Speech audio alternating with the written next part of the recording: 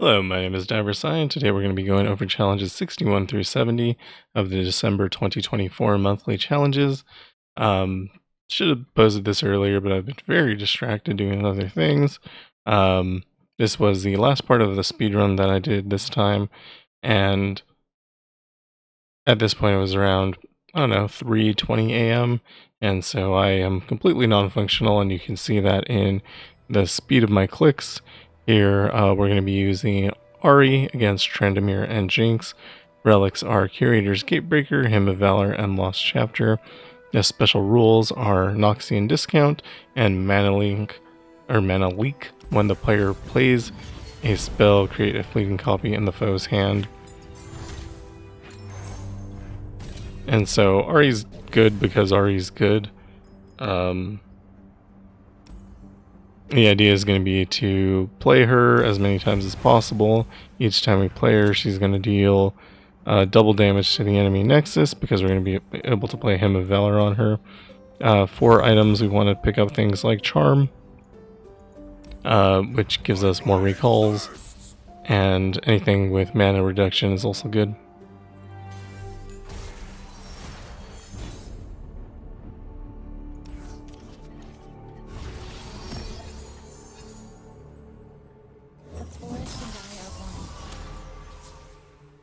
And so we don't have a lot of recalls here. We also can't replay Ahri because she costs 1 even after recall.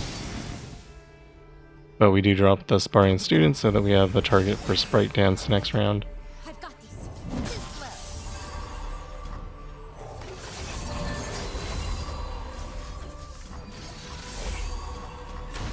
Didn't need to play the Camivorn Soldier there, although I don't think that would have changed the time to kill.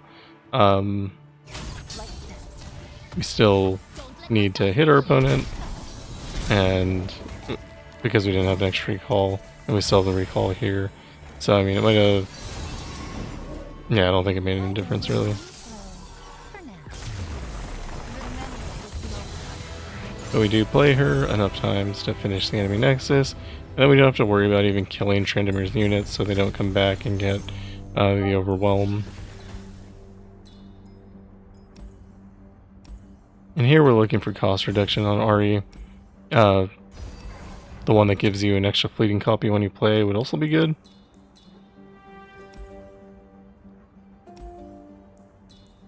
And we don't want Shadow Totem because if we have a second copy of Ahri on the board, when we recall her, we can't just immediately play her again. So that would actually slow us down. And here we're just looking to get as many copies of Charm or some other recall as possible, because with the mana reduction on Ahri, we're able to play her basically an infinite amount of times, or at least as many times as we have recall spells in hand.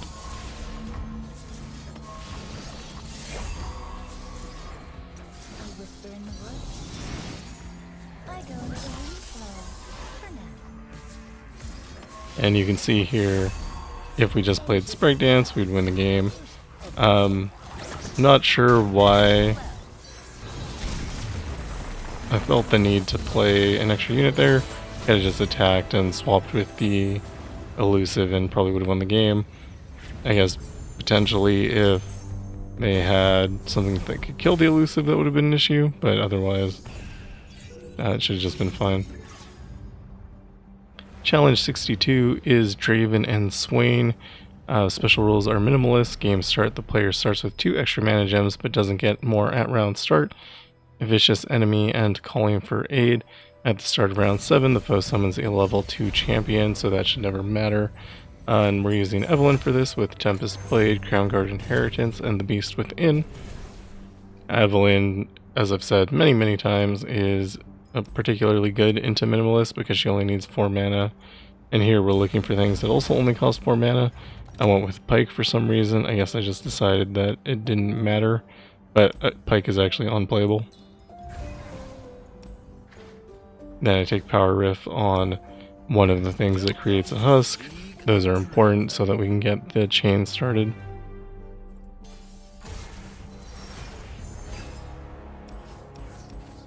Basic idea is you play a Husk, then you play Evelynn, and then you just play something else every round, only once a round, and you win the game. Here I'm just going to absorb this damage because I don't want anything to be challenged. Yeah. And then as soon as you play, you get... I'm actually using Siren's Call here. I'm not using the Beast Within.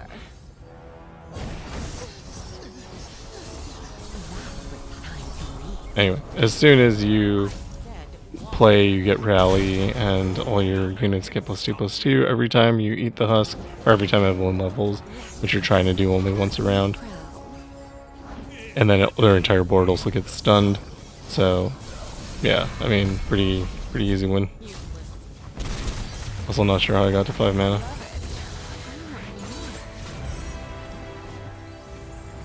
I might have Evelynn's 5-star power. I don't remember doing that, but completely possible.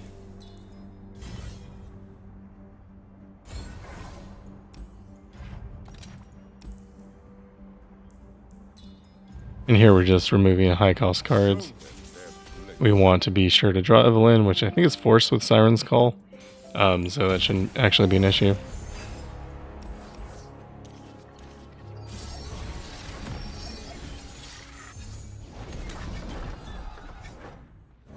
Here actually would have made more sense to play Pike first because of mana deposit. Not playing Pike there. Got one of my Husks killed, which slows down how fast we're killing our opponent.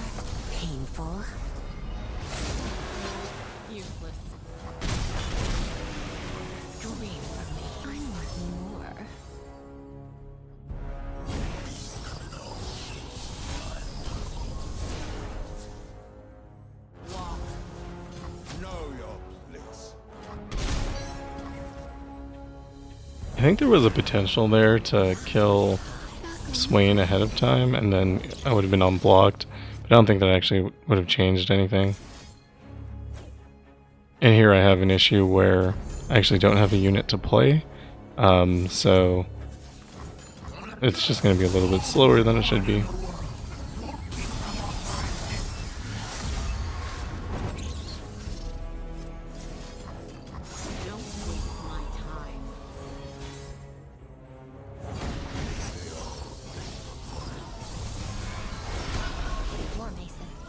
For duty. Make the Empire proud. Useless. Your path ends. But yeah, no problems. Evelynn is really good into Minimalist.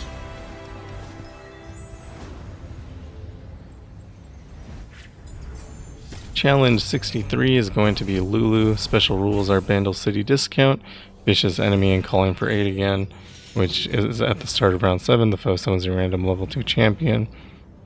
For this, we're going to be using Garen with Starforged Gauntlets, the Beast Within, and Luminous Orb. This is just for the extra mana. You can see I just skip over Garen there. There are a lot of other builds you can do with Garen. Berserker's Buckle is really fun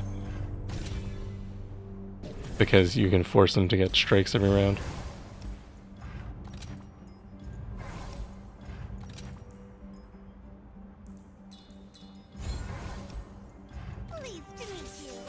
And Lulu, not normally super hard.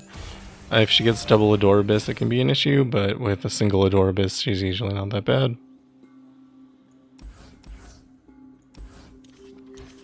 You can't rely on your followers though, so it's important to make sure you play things like Vayne, which I'm not sure why I didn't play there.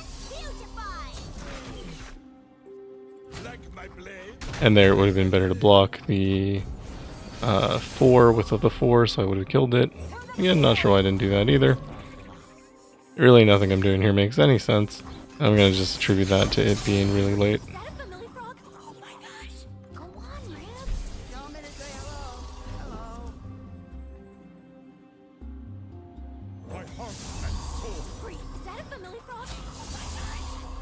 Then once Garen's down, everything should be basically alright. You can block Elusive here, Now we're in no danger of dying, and our Nexus has plenty of health. And he's gonna level up.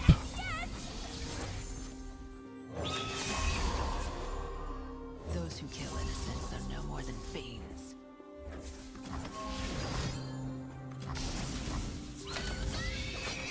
Break their ranks! New. Sorry. Take the advantage! Bye, Glow. And now with the rally, and they have no cards in their hand, there's really nothing they can do. I don't know why I'm thinking about this. I just block with a squirrel and call it a day. I guess I decided to go with double sharp sight. I don't think it would have mattered as soon as Garen attacks here. With the double attack, you win, so that was just a waste of time thinking.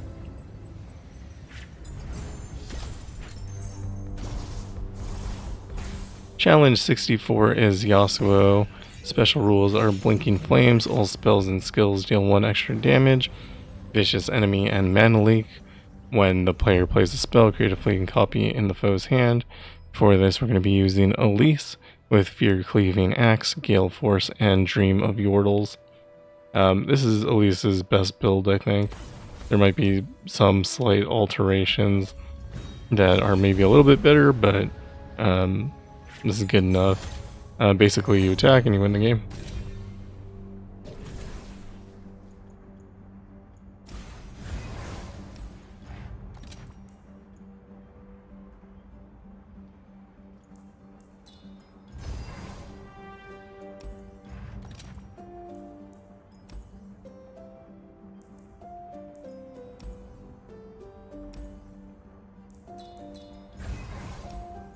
My destination. Tell you when I can just feel how slow I'm moving. I don't know if you can notice it, but I certainly can. Yeah, and just clearly my brain was not functional at this point. So since their opponent starts with the attack token, we can't play Elise because of Gale Force. It would just return to our hand. So we drop Jax to eat the Yasuo. We do get recalled here, and we can't replay Elise because we don't have the mana for it, so that does slow us down by an extra round. They also recall here, which will give them back their Yasuo and kill our Jax, to which I just replay Jax. And again, we cannot play Elise here because of Gale Force. And we get stopped again with stuns. Presumably, there was a better thing to do here than play Elise, or if I'd taken Spell Shield, that probably would have been a good call.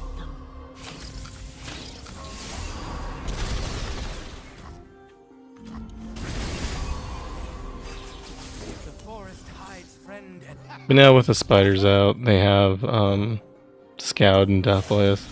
There's basically nothing bad that can happen. If our opponent attacks, they're going to lose. If they don't attack, they're going to lose.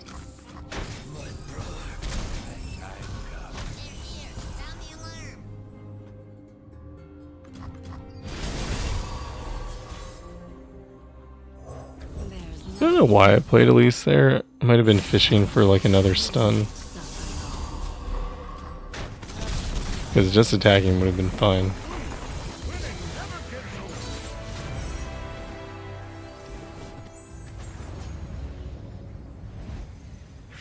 That is challenge 64. Challenge 65 is Viego and Irelia. I chose to use Annie here with double Luden's Tempest and Dreadweight Chase Gun. I had problems earlier with Guardian Angel in that lower level adventures actually don't kill Annie fast enough for that to go off, so I decided on extra Luden's Tempest. Picking Annie here in general was... It looks like maybe I'm not going with double Dreadweight Ludens.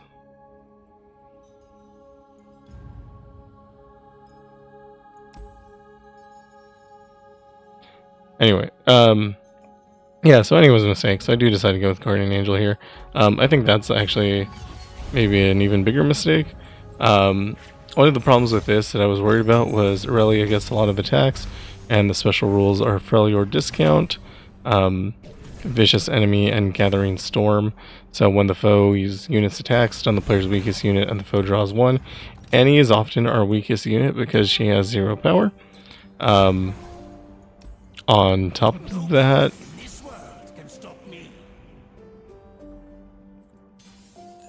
something else. She can't dive, she can't block. There we go. So we're not really going to get any advantage out of the Guardian Angel there. This was just a huge mistake. In the shadows. Still, you dare. I shouldn't have picked Annie for this in general, and my choices were just bad on top of that. No one's the wiser.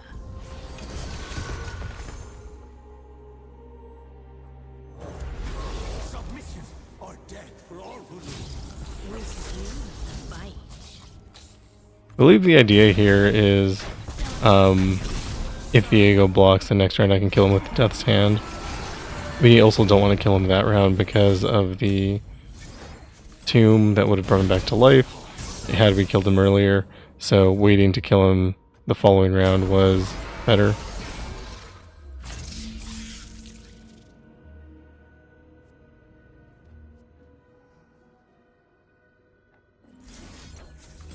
And there I played Disintegrate just to draw an extra card.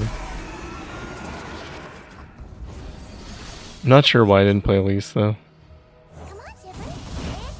Regardless, we do get to drop Annie and finish off the enemy Nexus.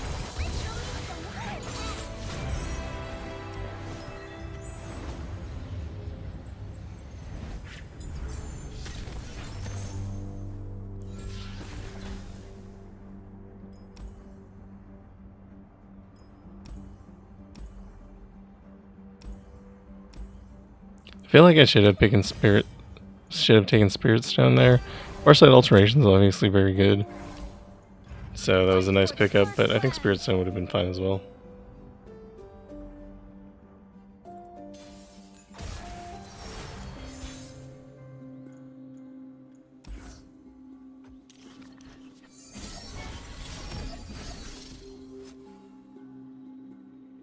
Elise here with Reckoner's Mark means that when they play Irelia, we can counter that. I don't know if I knew that at the time, given that I thought about playing Guile there.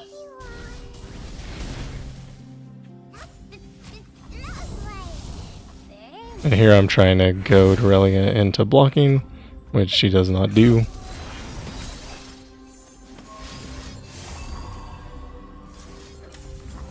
Wicked magic from a wicked creature. We resist to the last. Spin it round, throw it down. And so here you can see how the extra attacks are making it so I can't block, because all my units are stunned. Come closer. I don't bite. Shoulder set, blade sharpened. Plant that lead foot. Don't worry. I've danced this 100 times. There, I think that was actually a mistake. I shouldn't have blocked with Elise. Had I attacked, they couldn't have blocked it because of the Fearsome, and then that would have allowed me to get a little bit more damage in. I think overall that would have been better. Also, Annie stunning Irelia doesn't really work because when they attack, they also attack with the extra unit. So you can see here I'm down to 1 hit point. Basically, if they do anything, I lose the game. I actually think Brood Awakening here is the only way to potentially live, but they do play a unit with Elusive, so I lose. But had I not played Brood Awakening, anything with like a Ribbon Dancer would have finished me off. And as you can see there, Annie was just not able to ever block, so she was never able to die, which means we couldn't replay her, which means we couldn't do the damage to the enemy Nexus. And again, the stuns weren't super good against Irelia, because she can just attack even though she's stunned. So I think overall this was a bad pick. I think if I'd done something like Vhagar, that would have been better. I'm not sure what the absolute best solution here would have been, They'll never see it coming. but this wasn't it for sure. And the start was so good. We got Irelia down really low, really early, and then we just weren't able to finish it off.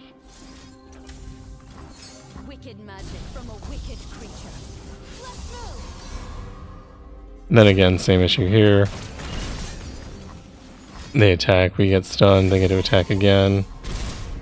Full speed ahead.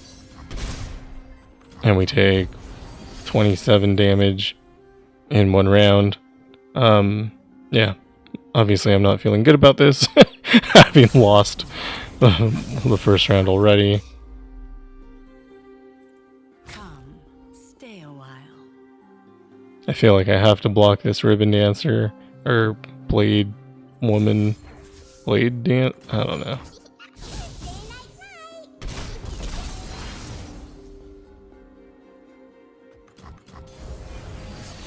You were always the Elder's favorite student, and you were. So if our opponent attacks here, we die. It's back there, Annie. Hey, Tibbers.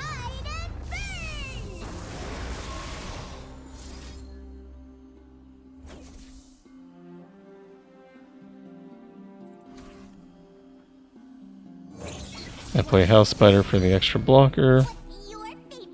And they do let me block with Annie finally. And get him down to 1. They have flawless duet in hand. They have enough mana to play it.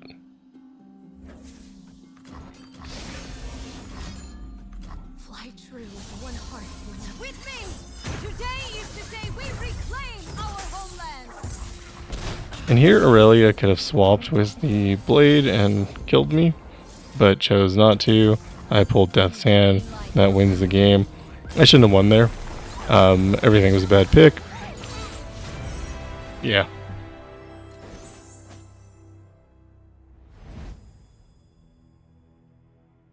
If I had to do that in the future, I probably would have played Aurelian's Soul. Or maybe move Jinx down or something. That combination is actually very scary. Swain would have been fine too. I used a lot of powerful things early on and it was just a mistake.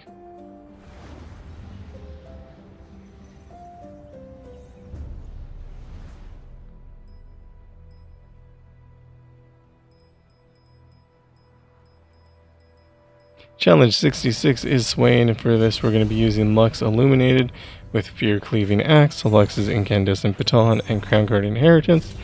Special rules are Vestige of Hylia, all spells cost 1 less, all units have Spell Shield, Vicious Enemy, and enemies of Demacia will fall. Game start, the foe summons a Grand Plaza, and Suffer, round start, deal 3 to all the players' damage units. So the reason I picked Lux here is because Lux can just attack and win the game. With the Spell Shield, she can't be stopped either, so I thought it was pretty good. On Lux, generally you want to not start with the attack token. That lets you play Lux on round 2 and then just win the game. Starting with the attack token, we can't really attack into this, so we just have to skip.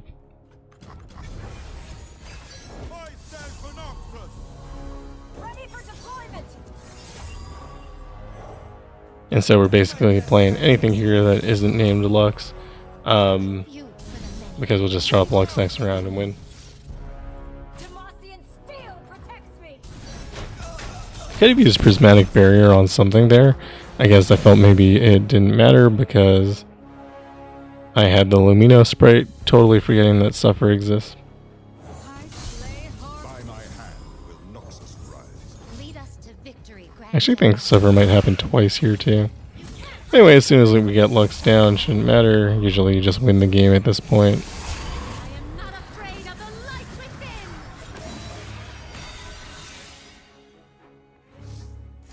We fight together! Also not sure why I barriered there. It wasn't necessary, but I guess it's better to be safe than sorry. Maybe I wanted the extra damage.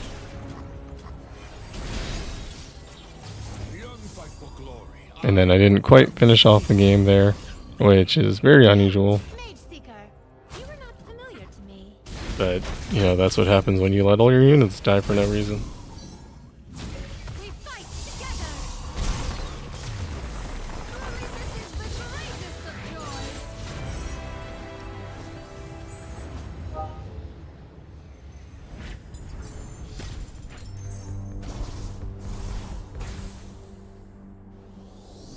Challenge 67 is Azir and Nautilus. I decide again to use Annie here. I'm not sure what relics. I don't know if I decided to change them there after the disaster of 65. Also not sure why I decided to pick Annie after the disaster of 65. So I didn't change anything, so I used Guardian's Angel, Ludens, and Dreadway Chase Gun. Special rules here are Failure Discount, Vicious Enemy, and Enemies of Demacia will fall, which is Game Start the Foe Summons a Grand Plaza, and Suffer. I swear that's what I just read last time, so I don't know if that's accurate anymore.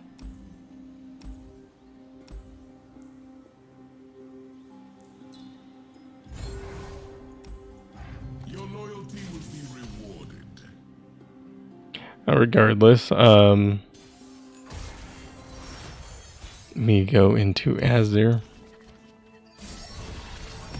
I do start with 2 Annie in hand, which is great.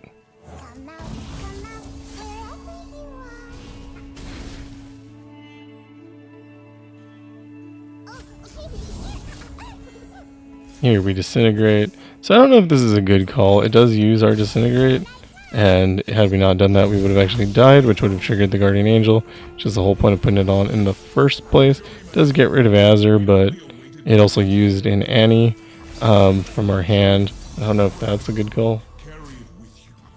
Emperor, I am honored. It's hard to say that this is not how I would play that when I'm the one playing it, but this is not how I would play this. One balance. So I go. Attacking there just to do a little damage was a good call. Emperor's Divide is one of the scariest things that can happen.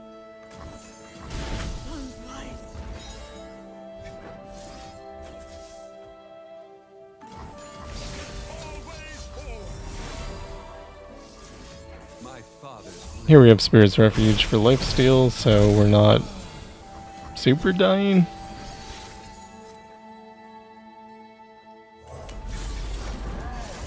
I have my orders.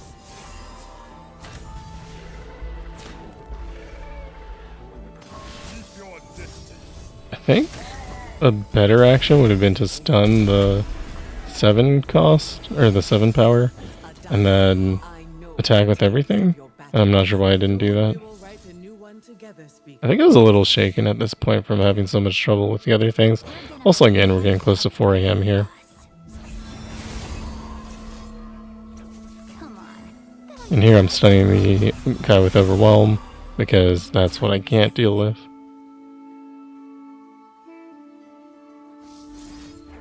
Balance favors you. And this game would have ended had I played all my cards appropriately already. Come, take refuge. Takes more than magic to make a great mage, kid. I know. It takes might, guile, and vision. You can do better than that. Come on. That all you got? Adana. And the Disintegrate wasn't necessary into the Death's Hand, so I could have played that in just a number of better ways. Not history. Who blesses you? Onward, golden warrior! With Mana Soul Student out, Wanna see something it's probably not a lot to worry about. You're so blue.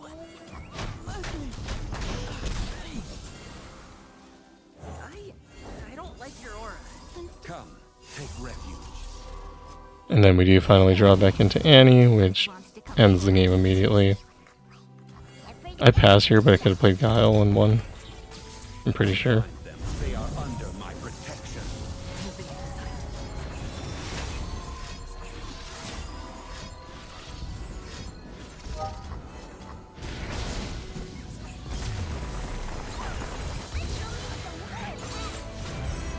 And so yeah, all of that would have been much quicker had I not disintegrated in the beginning. That was a major mistake.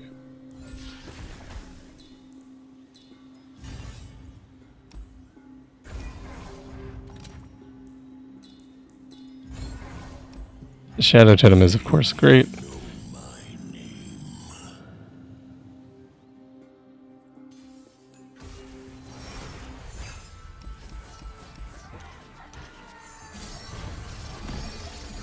I reroll everything there. Keeping the Mana Soul Student though, probably wouldn't have been a bad idea. Here I play Annie, lets me just play all my warning shots, and then when she dies, I get 2 more warning shots. It's basically perfect. I thought about stunning him earlier, but just losing Annie was preferable. Still don't have a second Annie in hand, which I would prefer. If he doesn't block this, he basically loses.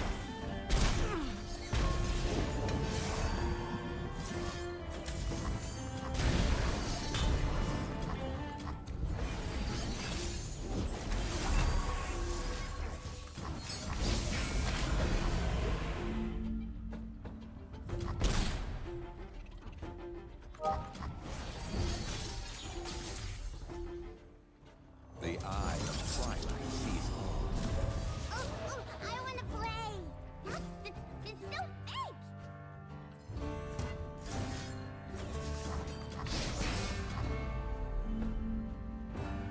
Enforced equilibrium.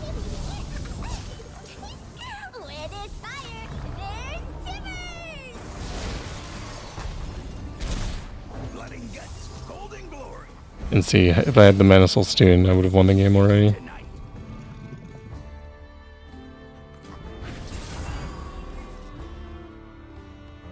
No one's the wiser.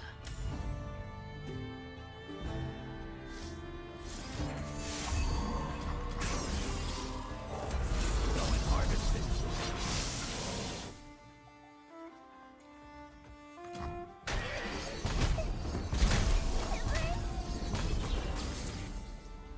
Come out, wherever you are. And of course letting me replay Annie wins me the game. Overall that wasn't as smooth as it could have been. Like I said, I made a lot of mistakes there.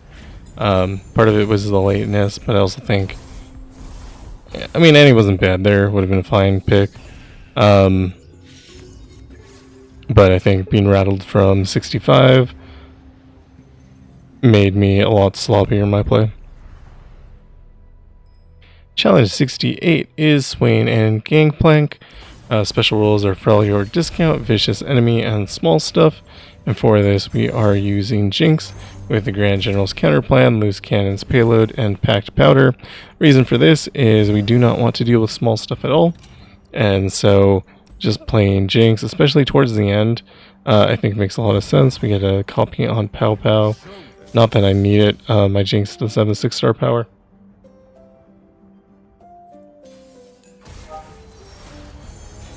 But basically, all I have to do is play Jinx and I win the game. Presumably there I should have re-rolled everything that wasn't that Gangplank. So I'm not sure why I didn't do that. But ultimately it doesn't matter. Should have also played the Monkey Idol. Not sure why I didn't. And here we do draw our Jinx, which wins the game.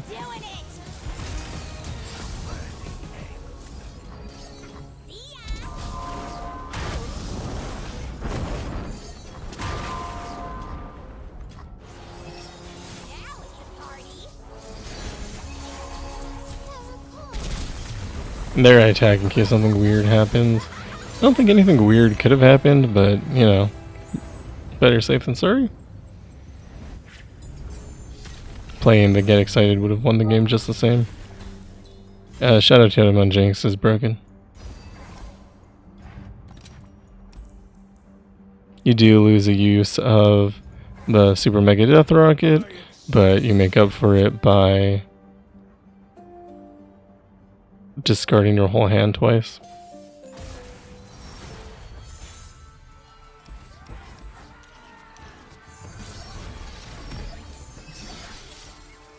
And here, since we start with Jinx, what I'm doing is passing to let them play a card, which will give us more targets to remove when we play Jinx, but it doesn't actually matter too much.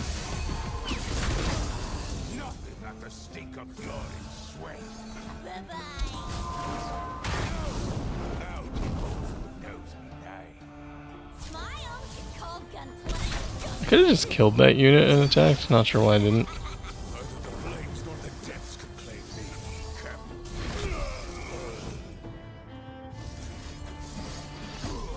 I could have let that unit attack. If they killed the Jinx, I could have replayed her. Like here, I think even the better option would be just killing Jinx and replaying her. I'll cut my name into you. A lot of weird choices. I'll burn what I've done. That game could have ended so much faster.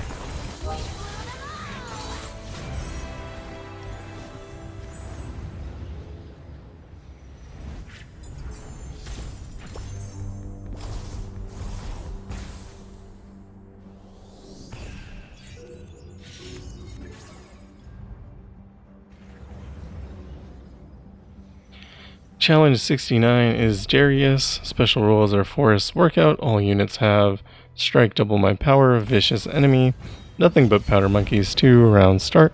The foe summons a Powder Monkey, and beyond Mere Flesh, the foe's units have +1/+1 for each of their keywords.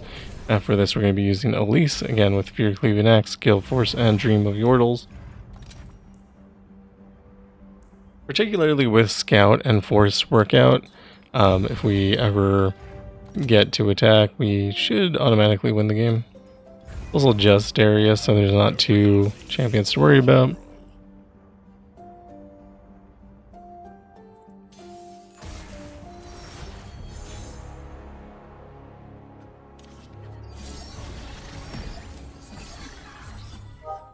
I have studied every fighting manual. I'm gonna play Kennen first because the idea is to stall out, let them play out their cards so that we know what we're facing, so you don't get hit with like accidental pings or anything.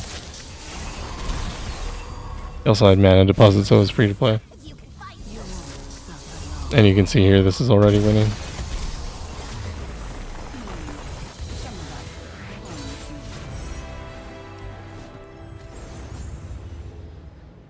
Elise is very, very good.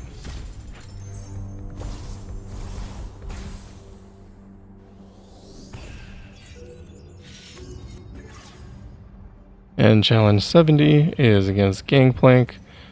Special rules are Nautical Nuisance, round start, refill all players, spell mana, vicious enemy, little buddies, round start, the foe summons a random 1-cost Poro, and beyond Mere Flesh, the foe's units have +1/+1 for each of their keywords. And we're using Elise again, Fear Cleaving Axe, Gale Force, Dream of Yordles. Same idea here.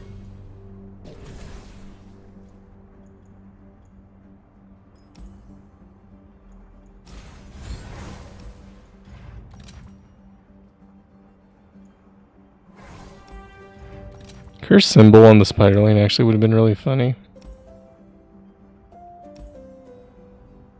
I didn't take Farsight Alteration there, which is crazy. Power Rift's not bad though. Kept your terms.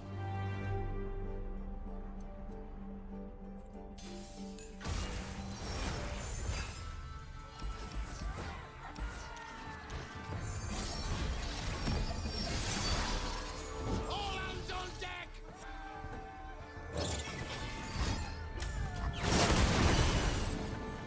I'll blow up the pieces! And of course we can't play Elise there because Gale Force should just be returned to hand. So here we can attack, pulling the Powder Keg. This accomplishes two things. One, it removes the powder keg, which is super useful. And then two, it makes it so that the Elise doesn't die, so we can attack again.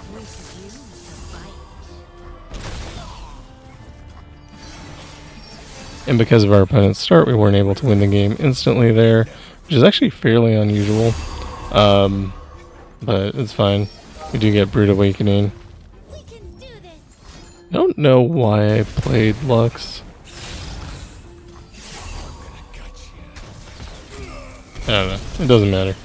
I didn't even attack with her, so. Weird passing move. Anyway, that is it. Challenges 61 through 70. Again, I tried to speedrun this, so I was a lot more tired than I normally would have been. I always suggest not playing when you're tired because you do make really dumb mistakes, really easy mistakes that you can see.